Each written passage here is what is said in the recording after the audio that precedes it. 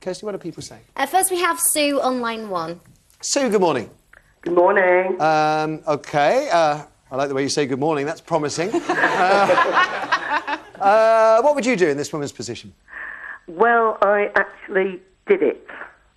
I was within a relationship, and I have to say, ex-partner talked me round into a fantasy of his. Without getting into too much detail, there's now a very... well, no, it is daytime telly. On the canine line. Say again, say again. It's now... there's a very popular expression for it now. Something to do with canines. Oh, right, right, OK.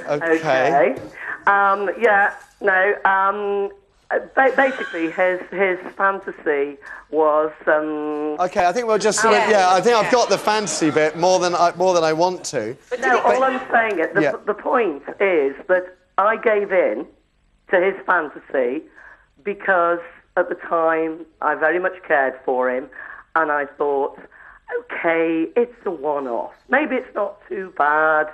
If this is what he wants to do once, then that's fine. By the end of the relationship, and it's virtually 50% of what caused the end of the relationship... I'm not surprised. The only way in which he would tolerate having a relationship was every single time. It went from a fantasy to the norm. And I would never, ever, ever go over that border of giving in to someone else's fantasy again. So your advice... If it's mutual, it's fine. Your advice to this woman would be... Don't do it. Don't go there. If it's against all your principles, do not go there. Because a one-off request for a fantasy can become the norm. And that makes the relationship totally hateful. OK, so it's the repetition element of it that dragged the relationship down. It became the norm. There was no love-making involved anymore. That's it. It was just purely sex.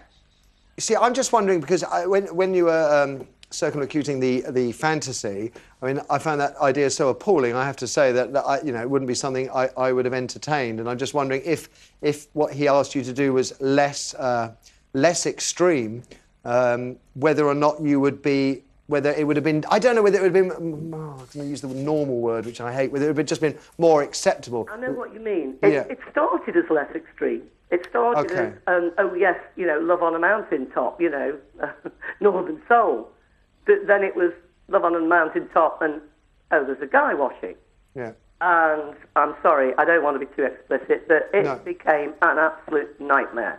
So what can start off as something titillating, oh, yes, it could be fun, became a nightmare. Then, can we go one step further with this, Sue, and then say that it is wrong for one partner to ask their other half to indulge in their fantasies? Maybe all fantasies should stay just that, fantasies, not reality. Depends what the fantasy is. Maybe, but I see nothing wrong if a couple decides to want to dress up as hair flick. And you know what I mean? A little bit of dressing up, something like that, no problem. But OK, so broad-minded lady, thank you. Clear.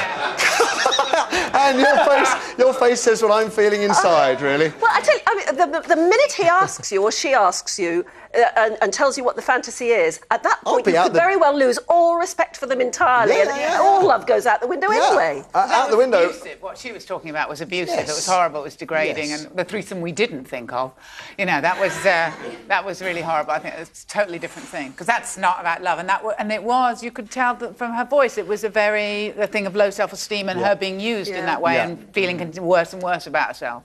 I don't know whether we've got much further with this because it was such an extreme example, but it certainly raised loads of questions, I think, about... It's whether you discover something about your partner in their fantasy that they've kept hidden. That's what I mean. They've kept hidden for such a long time, and they're not the person. They're not the person you thought. If somebody said that to me, I mean, that would be it. I mean, because you just think... I mean, that's the same as saying I want to get involved with children, quite frankly. I mean, it's way, way, way over the line, And also, I mean, it's what she said there, a fantasy, maybe we all have fantasies, but fantasies should remain where they are. And reality is different, and that's where we all live, and shouldn't we come to terms with that? I think there's a line. you know, and that line was crossed, most definitely. Yeah. Okay. Listen, we'll leave it there because we've got tons more talking points to get through. And I apologise because there's a few other good calls apparently waiting to get on there. So we'll move on. Thank you, Sue. After the break, and